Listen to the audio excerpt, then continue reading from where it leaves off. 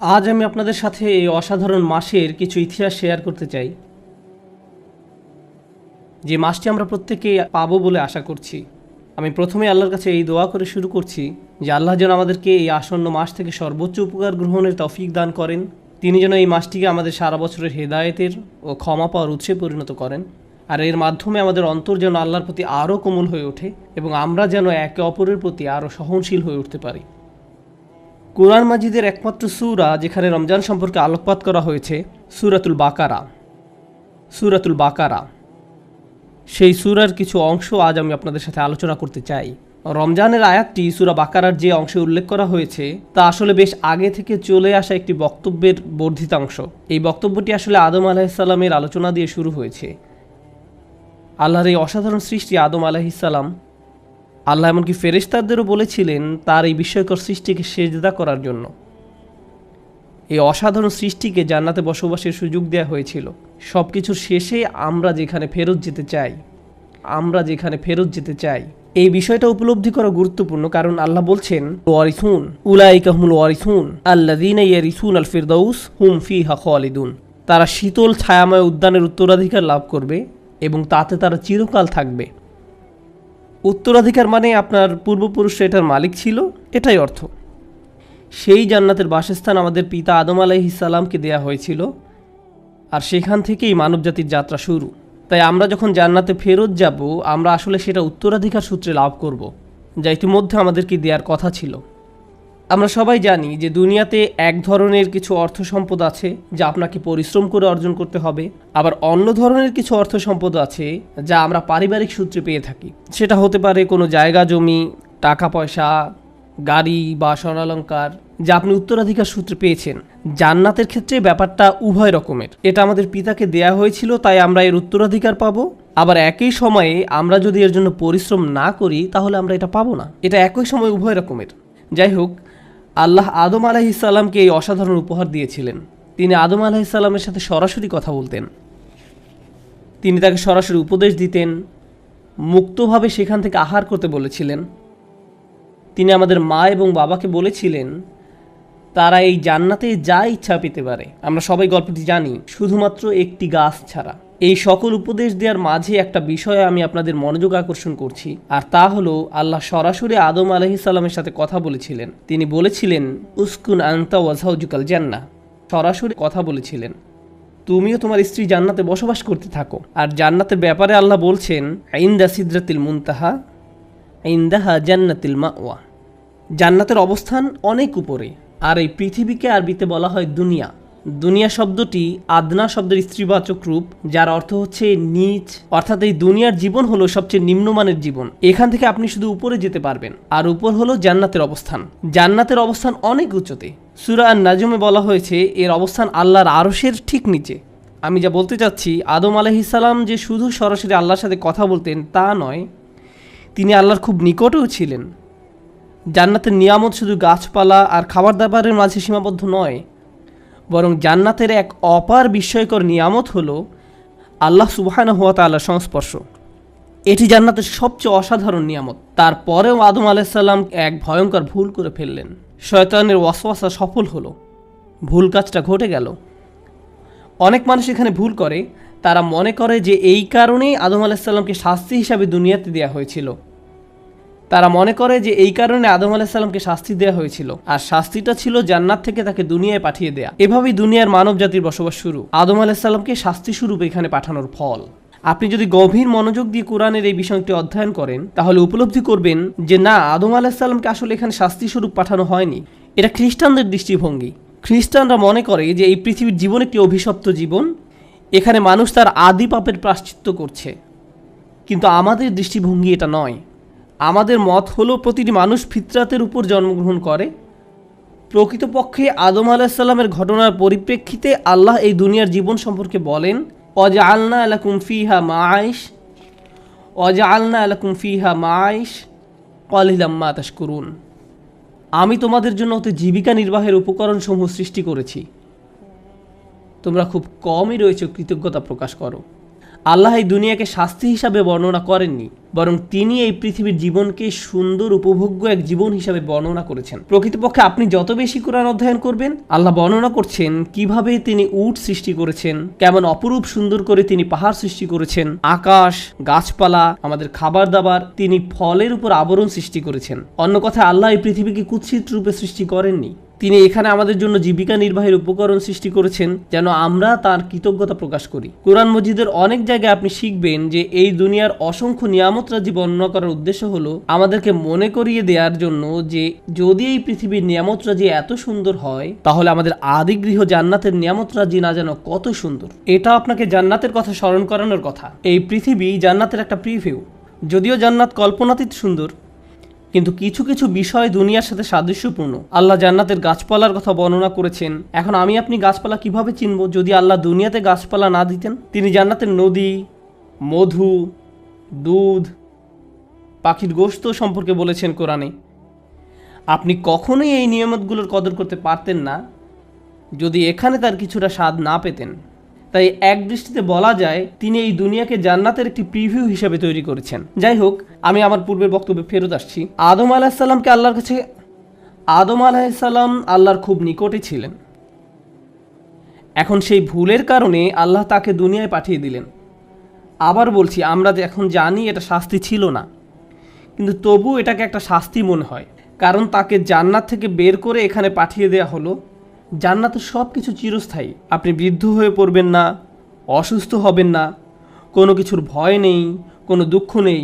আর এখানে লাকাদ খলাকনাল ইনসানা ফি কাবাদ, নিশ্চয়ই আমি মানুষকে শ্রমনির্ভর রূপে সৃষ্টি করেছি। মানুষ এখানে ক্ষুধার কষ্ট পাবে, অসুস্থ হবে, দুর্বল হবে, পরিশ্রম করতে হবে, কোনো সমস্যা ছাড়া থাকা যাবে না। এই পৃথিবী সমস্যায় পরিপূর্ণ, এটা এমনই। এই পৃথিবী সুন্দর হলেও আমাদের প্রত্যেকেরই জীবনে কোনো না কোনো সমস্যা রয়েছে। একটু কল্পনা করুন, আদম আলাহিসাল্লামের কেমন খারাপ লাগতো যখন তিনি ভাবতেন যে তিনি আল্লাহর কত নিকটে ছিলেন, আর এখন তিনি আল্লাহ সুবহানাহু ওয়া তাআলা থেকে কত দূরে রয়েছেন। তাকে এত বেশি সম্মান এবং মর্যাদা দেওয়া হয় যে ফেরেশতাদের পর্যন্ত নির্দেশ দেওয়া হয়েছিল তাকে সিজদা করার জন্য। আর এখন তিনি এই পৃথিবীতে, যে আয়াতে তাকে পৃথিবীতে নেমে আসার জন্য বলা হয় ইহবিতু মিনহা জামিআ, এখানে আমাদের পিতা আদম আলাইহিসসালাম, মা হাওয়া আলাইহিসসালাম, ইবলিশ তিনজনকেই নিচে নেমে যাওয়ার জন্য বলা হয়। অর্থাৎ এখন আমাকে এই জায়গায় ইবলিশের সাথে শেয়ার করতে হবে। আমি ফেরেশতাদের সাথে থাকতাম, আর এখন ইবলিশ এবং তার চেলাচামুন্ডদের সাথে থাকতে হবে। আমার অবস্থানটা কেমন হয়ে গেল? এটা অপমানকর। তার উপর তিনি আল্লাহ আজ্জা ওয়া জাল্লা থেকে দূরে থাকার বেদনা অনুভব করতেন। আল্লাহ তাকে এভাবে পাঠিয়ে দেওয়ার সময় বললেন, তোমার এবং তোমার সন্তানদের কিন্তু আবার উপরে উঠে আসার সুযোগ রয়েছে। তাই আল্লাহ তাআলা তাকে বললেন, ফা ইম্মা ইয়াতিয়ান্নাকুম মিন্নি হুদান ফামান তাবিআ হুদায়া ফালা খাউফুন আলাইহিম ওয়ালা হুম ইয়াহজানুন। অতঃপর যখন আমার পক্ষ থেকে তোমাদের কাছে কোনো হিদায়েত আসবে, তখন যারা আমার হিদায়েত অনুসরণ করবে তাদের কোনো ভয় নেই। কিন্তু যখন আমার পক্ষ থেকে কোনো পথ নির্দেশনা আসবে, এখানে বহু বচন ব্যবহার করা হয়েছে, অর্থাৎ শুধু আদম আলাইহিসসালাম নয়, বরং তার সন্তানদের প্রতি যদি কোনো পথ নির্দেশনা আসে, ইতিহাসের যে কোনো সময় যখন আমি হিদায়েত পাঠাবো, তখন যে কেউ তা মেনে চলার সিদ্ধান্ত নেবে, তাদের কোনো ভয় থাকবে না এবং তারা দুঃখিতও হবে না। আর এটা শুধু এই জীবনের জন্য নয়, বরং ফালা খাউফুন আলাইহিম ওয়ালা হুম ইয়াহজানুন। এই আয়াতের সত্যিকারের ইঙ্গিত হলো জান্নাতি জিন্দিগির প্রতি।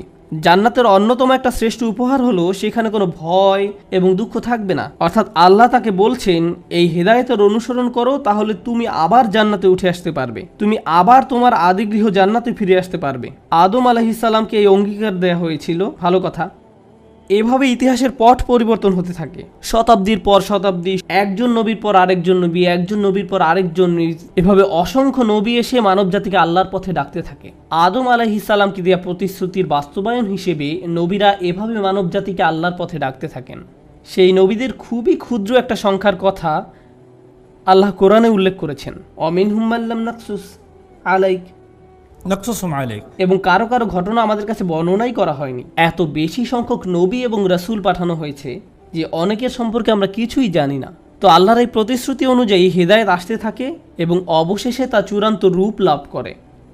আমাদের সবার জন্য সর্বশেষ রসুল মুহাম্মদ সাল্লাল্লাহু আলাইহি সাল্লাম, তার নিকট পাঠানো হেদায়েতই হলো সর্বশেষ হেদায়েত।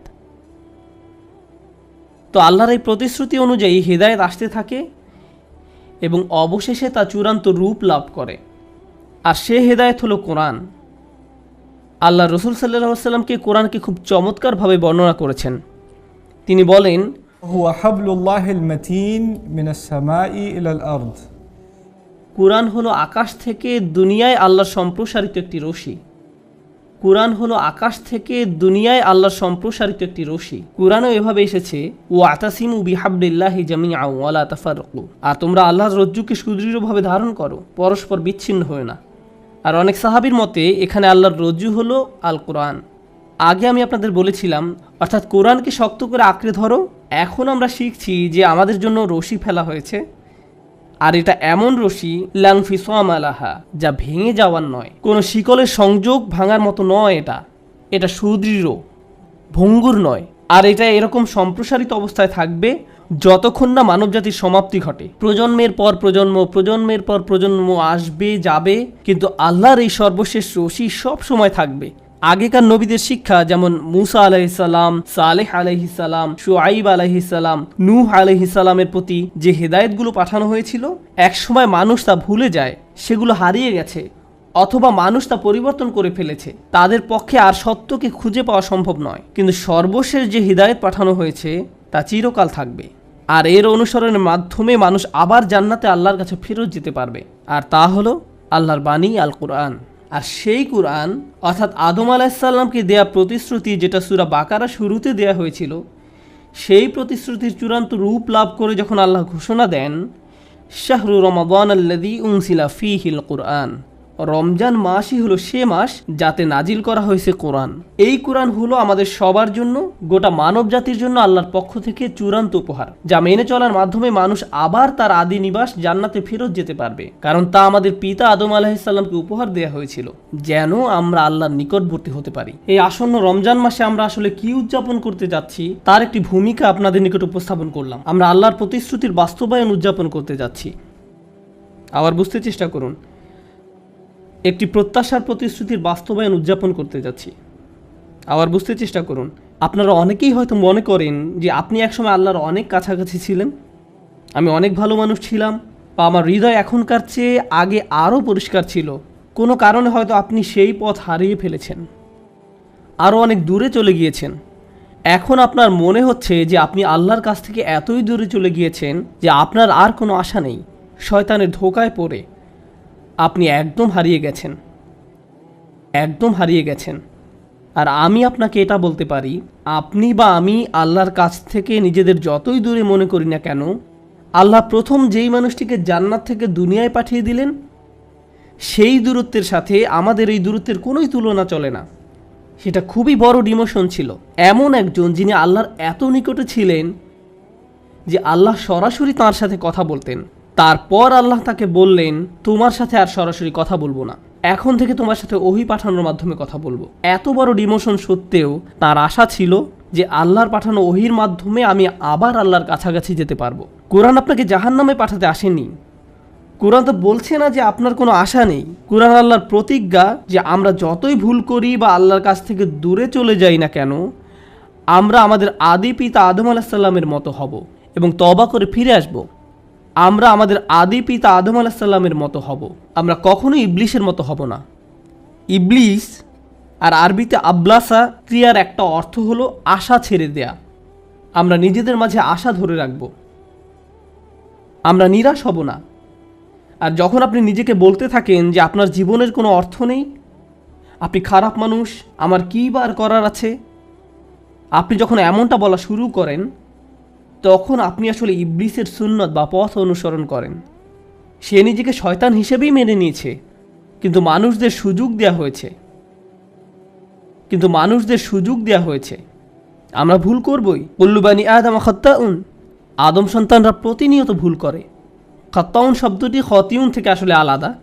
রাসূল সাল্লাল্লাহু আলাইহি ওয়াসাল্লাম বলছেন যে আমরা ভুল করতে থাকব, কেবল একবার না, ভুল করাতে যেন আমরা আসক্ত। খাত্তাউন শব্দটি খতিউন থেকে আসলে আলাদা। আর তারপরও ভুল করতে থাকা মানুষগুলোর মধ্যে তারাই উত্তম যারা আল্লাহর কাছে বারবার ফিরে আসতে থাকে। এই মাসে আমরা আল্লাহর নিকট প্রত্যাবর্তন করার সুযোগ উদযাপন করব। কারণ এই মাসে আল্লাহ তার দড়ি দুনিয়াতে ফেলেছিলেন, কোরআন নাজিল করেছিলেন, যা সব সময় আমাদেরকে তার সাথে সম্পর্ক যুক্ত রাখে। যখন আপনি কাউকে খুব মিস করেন, আপনি তাকে কল দিতে চান, তার কণ্ঠ শুনতে চান। মৃত কাউকে আপনি যখন মিস করেন, তখন হয়তো তার কোনো ভিডিও ছেড়ে দেন, হয়তো আপনার মারা যাওয়া বাচ্চার হাসি দেখার বা আপনার বাবা মায়ের কথোপকথনের কোনো ভিডিও দেখেন। মানুষের যখন প্রিয় কারো স্মৃতি মনে পড়ে, সে তার সাথে কথা বলার জন্য উদ্গ্রীব হয়ে পড়ে। আল্লাহর কাছ থেকে আমরা যদি দূরে চলে যাই, তখনই আমাদের তার সাথে কথা বলা আরও বেশি প্রয়োজন। আমরা তার কথা শুনতে চাই, আর সেটি হলো আল্লাহ আমাদের দিয়েছেন। এই রমজান মাস জীবনের এক মহা সুযোগ। এই মাসটি এতই সুন্দর যে যেই ইবলিসের কারণে আদম আলাইহিস সালাম ভুল করেছিলেন, এই মাসে আল্লাহ তাকেও শিকল দিয়ে আটকে রাখেন, শয়তানকে সরিয়ে রাখেন, যেন আমরা বিভ্রান্ত না হই। এখন আল্লাহর কালাম এবং আমাদের মাঝে আর কোনো বাধা নেই, কালাম এবং আমাদের মাঝে আর কোনো বাধা নেই। ফলে আমরা সহজেই কোরআনের সাথে যুক্ত হতে পারবো। সুবহানাল্লাহ। আজকের খুতবার শেষে এসে আমি এই মাসের অন্যতম একটা শ্রেষ্ঠ উপহার নিয়ে কথা বলতে চাই। রমজানের আয়াতের অনেকগুলো উপহারের কথা উল্লেখ করা হয়েছে, আমি শুধু একটি উপহার নিয়ে কথা বলতে চাই। আশা করি আপনি এই সুযোগ পরিপূর্ণভাবে কাজে লাগাতে পারবো। আল্লাহ আযজা ওয়া জাল্লা বলেন, ও ইযা সাআলাকা ইবাদি আন্নী ফাইন্নী করিব। আমার বান্দারা যখন আপনার কাছে আমার সম্পর্কে জিজ্ঞেস করে, বস্তুত আমি রয়েছি তাদের নিকটেই। আল্লাহ এখানে বলেননি যদি আমার বান্দারা জিজ্ঞেস করে, তিনি বলছেন যখন আমার বান্দারা জিজ্ঞেস করে। কারণ তিনি আশা করেন যে এটা অবশ্যই ঘটবে। আপনি হয়তো আপনার সম্পর্কে আশাবাদী নাও হতে পারেন, কিন্তু আল্লাহ আপনাকে নিয়ে আশা করেন। তিনি রাসূল সাল্লাল্লাহু আলাইহি সাল্লামকে বলেন, যখন তারা আপনাকে আমার সম্পর্কে জিজ্ঞেস করে, সাধারণভাবে আয়াতটি তো এমন হওয়ার কথা ছিল যে যখন তারা আপনাকে আমার সম্পর্কে জিজ্ঞেস করে, আপনি তাদেরকে বলে দিন আমি নিকটে। এটা বলার পর তিনি তার রসুলের সাথে কথা বলা বন্ধ করে আপনার সাথে সরাসরি কথা বলা শুরু করলেন এবং বলেন, নিশ্চিতভাবেই আমি সন্নিকটে। আয়াতের মাঝখানে এসে বক্তব্যটি আর আল্লাহ এবং রসুল সাল্লাল্লাহু আলাইহি সাল্লামের সাথে না হয়ে আল্লাহ এবং আপনার সাথে সরাসরি হয়ে গেল। বহুদিন যাবৎ হয়তো আপনি আল্লাহর সাথে কথা বলেন না। আপনি যদি অনেক দিন কারোর সাথে কথা না বলেন, আপনার মনে হতে পারে সেও হয়তো আপনার সাথে কথা বলতে চায় না। আপনি অন্য একজনের মাধ্যমে তার সাথে কথা বলতে চান, আপনি তার সাথে সরাসরি কোনো যোগাযোগ করতে চান না। কিন্তু আল্লাহ আযজা ওয়া জাল্লা সেই দেয়ালটি ভেঙে সরাসরি আপনার কাছে আসেন এবং আপনাকে বলেন, ফাইন্নী করিব। তারপর আপনার হয়তো মনে হতে পারে তিনি কেন আমার দোয়ার জবাব দিতে যাবেন, কিন্তু আল্লাহ বলেন, উজিবু দাওয়াতাদ দাঈ। একটি মাত্র দোয়া করা হলেও আমি তার সাথে জবাব দেই, আমি সাথে সাথে তার জবাব দেই। যে দোয়া করে সে একটি দোয়া করলেও আমি সাথে সাথেই তার জবাব দেই। অন্য কথায় এই আয়াত আল্লাহ সে লোক সম্পর্কে বলছেন না যে ঘন্টার পর ঘন্টা দোয়া করতেই থাকে, বরং তিনি এমন একজন সম্পর্কে বলছেন যে মাত্র একটি দোয়া করেছে। আল্লাহ এমন করে বলেন না যে ও সারা বছর তুমি পার্টি করে বেড়াতে, এখন তোমার কিছু একটা প্রয়োজন হয়েছে তাই আমার কাছে ছুটে এসেছো, দূর হও এখান থেকে। না না না, এমন ব্যক্তির দোয়ারও জবাব দান করি, তার এই একবারের দোয়াও। আর সেই ব্যক্তির যোগ্যতা কি? আমরা অনেক সময় মনে করি যে আপনি বড় কারোর সাথে কথা বলতে চান, আপনার কিছু যোগ্যতা থাকা দরকার। এরকমই হয় সব সময়। ধর্মীয় দৃষ্টিকোণ থেকেও মানুষ মনে করে আপনি যদি আল্লাহর নিকট কোনো প্রার্থনা করতে চান, আপনার উচিত ভালো পোশাক পরা, মসজিদে যাওয়া, দোয়া করার শ্রেষ্ঠ জায়গা হলো মসজিদে হারাম অথবা মসজিদে নববী। আরও ভালো হয় আপনি যদি পাপ করা বন্ধ করে দিয়ে দোয়া করতে পারেন। আর এই সবগুলোই সত্য, কিন্তু প্রত্যাশার এই আয়াতে আল্লাহ বলছেন, দোয়া করার জন্য তোমার যে যোগ্যতা থাকা চাই তা হলো তুমি দোয়া করার জন্য প্রস্তুত, শুধু এটাই। আপনি হয়তো চরম অন্ধকারে নিমজ্জিত কেউ হতে পারেন, শুধু আল্লাহর নিকট ফিরে আসুন। আপনি কাউকে চমৎকৃত করার জন্য এটা করছেন না, কাউকে এটা দেখানোর জন্য করছেন না, অথবা আপনার আশপাশের কারো মন্তব্যের জন্য আপনি তোয়াক্কা করেন না। মানুষ হয় আপনাকে অতিরিক্ত ভালো মনে করবে অথবা অতিরিক্ত খারাপ মনে করবে। মানুষ মনে করতে পারে আপনি খুবই ভালো মানুষ, কিন্তু আপনি তো ভালো করেই জানেন আপনি কেমন। অথবা তারা মনে করতে পারে আপনি চরম কুপ্রবৃত্তির একজন মানুষ, আপনার মাঝে ভালো কিছুর অস্তিত্ব নেই। তারা আসলে আপনার সত্যিকারের অবস্থা জানে না, তো আল্লাহ জানেন। কিন্তু আল্লাহ জানেন এবং আপনি নিজে জানেন। মানুষের ভুল মন্তব্যের কারণে নিজেকে প্রতারিত হতে দিবেন না। অনেক সময় এমনকি আপনি নিজেও আপনার প্রকৃত অবস্থা জানেন না, কিন্তু আল্লাহ জানেন। লোকে আপনার সম্পর্কে ভালো বা মন্দ যাই বলুক না কেন, এর প্রতি কোনো গুরুত্ব দিবেন না। আপনি শুধু আল্লাহর নিকট ফিরে আসুন এবং তার নিকট দোয়া করুন। আশেপাশের সব কোলাহল ভুলে যান। আর যখনই আপনি দোয়া করবেন, إذا دعان আল্লাহ সাথে সাথেই তার জবাব দিবেন। এ একটি রমাদান প্রসঙ্গে, বিশেষ করে আল্লাহ যেহেতু রমজান মাসে কোরআন প্রেরণ করেছেন, তাই এই মাসে তাকে ডাকতে থাকুন, আল্লাহর কাছে বিভিন্ন জিনিস চাইতে থাকুন, আল্লাহর সাথে কথা বলুন। এই মাসে তাকে ডাকতে থাকুন, আল্লাহর সাথে কথা বলুন যখন আপনি একা থাকেন, আল্লাহর সাথে কথা বলুন যখন আপনি গাড়িতে থাকেন। আপনাকে আরবিতে কথা বলতে হবে না, তার সাথে পাঞ্জাবি, বাংলা, ইংরেজি যে কোনো ভাষায় আপনি কথা বলতে পারেন। আপনাকে তার সাথে বইয়ের ভাষায় কথা বলতে হবে না, সাধারণ কথ্য ভাষায় কথা বলতে পারেন। আল্লাহ সব ভাষা বুঝেন। আপনি যদি কোরআনের ভাষায় কথা বলতে না পারেন, সমস্যা নেই। আল্লাহ আপনার নিকট থেকে সর্বপ্রথম যে বিষয়টা চান তা হলো তার সাথে আপনি যোগাযোগ করুন, তার সাথে কথা বলুন, তাকে ডাকুন। কতজন মানুষ আসলে আল্লাহকে ডাকে, তার সাথে কথা বলে, তার নিকট কাকুতি মিনতি করে, কান্নাকাটি করে। এভাবে একা একা আল্লাহর সাথে কথা বলার সময় কেউ দেখে ফেলবে ভেবে আমরা বিব্রত বোধ করি। আল্লাহর সাথে কথা বলুন যখন আপনি গাড়িতে থাকেন। মানুষ ভাবতে পারে আমার হয়তো মাথায় সমস্যা আছে। এটা কি বলা হয় ঈমান বিল গায়ব, অদৃশ্যের প্রতি বিশ্বাস। আপনি যদি বিব্রত বোধ করেন তাহলে মনে হতে পারে আল্লাহ আসলে আপনার কথা শুনছেন না। যদি আসলে বিশ্বাস করেন যে আল্লাহ আপনার কথা শুনছেন, তাহলে তার সাথে কথা বলুন। মানুষ যাই মনে করুক না কেন, এই কথোপকথন শুধু আল্লাহ এবং আপনার মাঝে। তাই তিনি আপনাকে প্রস্তাব দিচ্ছেন যে যখনই তুমি আমাকে ডাকবে, আমি সাথে সাথে তার জবাব দিব। আর এর বিনিময়ে তিনি আপনার নিকট একটা জিনিস চেয়েছেন, একটা অনুরোধ করেছেন, ফালিয়াস্তাজিবু লি। কাজেই তাদের কমপক্ষে আমার ডাকে সাড়া দেওয়ার চেষ্টা করা উচিত। আপনি আল্লাহর সাথে কথা বলছেন আর আল্লাহ বলছেন, হ্যাঁ আমি তোমার ডাকে সাড়া দিব, কিন্তু তোমারও আমার ডাকে সাড়া দেওয়া উচিত, বা অন্তত সাড়া দেওয়ার চেষ্টা করা উচিত। তিনি বলেননি সাড়া দাও, তিনি বলছেন সাড়া দেওয়ার চেষ্টা করো। ইস্তিজাবা, তুমি সাড়া দেওয়ার চেষ্টা করছো, এটা অন্তত আমাকে দেখাও। এখন আপনি যদি কারো ডাকে সাড়া দিতে চান, প্রথমত আপনাকে তার ডাক শুনতে হবে। কারো ডাক শুনতে না পেলে আপনার পক্ষে তো তার ডাকে সাড়া দেওয়া সম্ভব নয়। যদি কোনো প্রশ্ন করা না হয় তাহলে তার জবাব দেওয়ার কথা আসে না। সুতরাং আল্লাহ যেহেতু আপনাকে সাড়া দিতে বলেছেন, তার মানে তিনি আপনাকে প্রথমে তার কথা শুনতে বলছেন। কিন্তু কিভাবে আপনি আল্লাহর কথা শুনবেন? আর সেটা হলো আল কোরআন।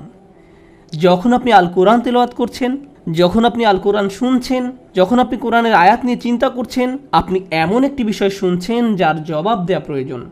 এখানে আল্লাহ আপনার সাথে কথা বলছেন। সুতরাং এখন যেহেতু তুমি আমার সাথে কথা বলছো, আমাকেও তোমার সাথে কথা বলতে দাও। তুমি চাও যে আমি তোমার ডাকে সাড়া দেই, তাহলে তোমারও উচিত আমার ডাকে সাড়া দেয়া। এই আলোচনা থেকে আমরা বুঝতে পারি কোরআন আসলে মূলত একজন প্রভু আর তার দাসদের মাঝে কথোপকথন। দোয়া হলো যখন আমরা আল্লাহর সাথে কথা বলি, আর কোরআন হলো যখন আল্লাহ আমাদের সাথে কথা বলেন। বিষয়টা খুবই চমৎকার। এভাবে একটি কথোপকথনের পূর্ণতা আসে। এক পক্ষ থেকে হলে তো হবে না, উভয় পক্ষ থেকে হতে হবে। আমাদেরকে আল্লাহর কথা শুনতে হবে, তাহলে আল্লাহ আমাদের ডাকে সাড়া দিবেন।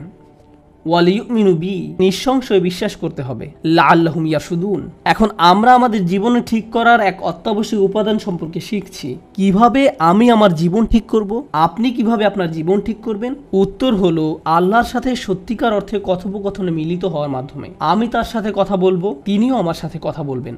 আমি তার সাথে কথা বলবো আমার দোয়ার মাধ্যমে, আমার অনুরোধের মাধ্যমে, আমার মিনতির মাধ্যমে। আমি তার সাথে কথা বলবো আমার দোয়ার মাধ্যমে, তার নিকট আমার অপরাধগুলো স্বীকার করার মাধ্যমে, আমার দুর্বলতার স্বীকার করার মাধ্যমে, সামনে কিভাবে আমি আরও ভালো করব তা উল্লেখ করার মাধ্যমে। আমি আশাবাদী যে যখন আমি তার সাথে সাক্ষাৎ লাভ করব, এবং আমি আরও আশাবাদী যে তিনি আমার পাপগুলো ক্ষমা করে দিবেন। এর সবগুলোই তার সাথে আমার আলাপ। আর যখন তিনি আমার সাথে কথা বলেন, প্রসঙ্গত তিনি শুধু আপনাকে উপদেশ দান করেন না, তিনি আপনাকে আশাও দেখান। তিনি আপনাকে কৃতজ্ঞ হতে শেখান। তিনি আপনাকে সচেতন এবং সতর্ক করেন। তিনি আপনাকে আপনার চারপাশের মানুষ সম্পর্কে সচেতন করেন এবং কিভাবে তাদের সাথে আচরণ করতে হবে তা শেখান। তিনি বাস্তবতা সম্পর্কে আপনার চোখ খুলে দেন। এই কথোপকথন জীবনকে সঠিক পথ দেখিয়ে দিবে। অনেক মানুষের এমন হয়, যখন সে সমস্যায় পতিত হয়, কারোর সাথে কথা বলা তার জরুরি হয়ে পড়ে। এই আয়াতগুলো আমাদের বলছে যে রমজানের এই 30 দিন হলো আল্লাহর সাথে কথা বলার মোক্ষম সময়। আপনি যদি এটা করতে পারেন, কেউ কেউ হয়তো রাত্রিবেলা কাজ করেন, আপনার পক্ষে হয়তো তারাবির নামাজে উপস্থিত হওয়া সম্ভব নয়, কারো কারো অন্য কোনো সমস্যার কারণে হয়তো মসজিদে উপস্থিত হওয়া সম্ভব নয়, কারো কারো পরীক্ষা থাকতে পারে, বা এই সেমিস্টারে হয়তো অনেকগুলো কোর্স নিয়েছেন, তাই রমজানেও আপনি অনেক ব্যস্ত থাকবেন। আপনাদের কারো কারোর জন্য সময়টা সহজ হবে না, হয়তো ব্যস্ত থাকবেন। আপনাদের মধ্যে যারা ইবাদতে অতিরিক্ত সময় ব্যয় করতে পারবেন সেটা তাদের জন্য উত্তম, আর যারা পারবেন না তারা আল্লাহর সাথে এই কথোপকথনের ধারণাটি উপলব্ধি করুন। রমজান শুধুমাত্র উপোস থাকা নয়, বরং আল্লাহর দেখানো পদ্ধতিতে তার সাথে আবার যোগাযোগ করা এবং তার সাথে বন্ধন তৈরি করাও রমজানের উদ্দেশ্য। আল্লাহ আমাদেরকে তাদের অন্তর্ভুক্ত করুন যারা তার সাথে সরাসরি কথা বলে এবং আল্লাহ সুবহানাহু ওয়া তাআলা তার বইয়ের মাধ্যমে যাদের সাথে কথা বলেন। বারাকাল্লাহু লি ওয়া লাকুম। আসসালামু আলাইকুম ওয়া রাহমাতুল্লাহ।